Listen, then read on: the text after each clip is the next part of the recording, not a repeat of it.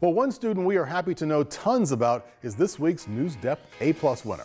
Let's go to Normandy High School. Junior Chris Nowak is who we're going to talk to. Chris gathered donations for 115 teenagers who were aging out of the foster care system.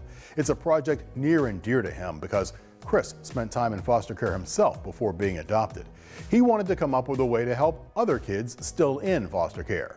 Chris said when a foster teen turns 18 and has to leave foster care, they often don't have much to take with them.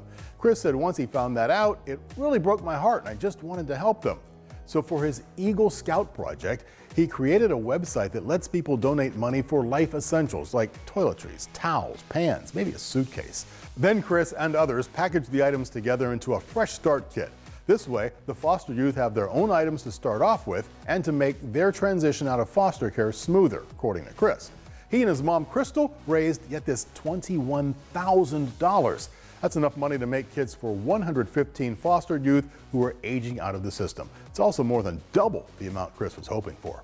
Normandy High principal Rachel Urban said it was amazing to see how many helping hands came together under Chris's organization to get the life kits packed and sent on their way.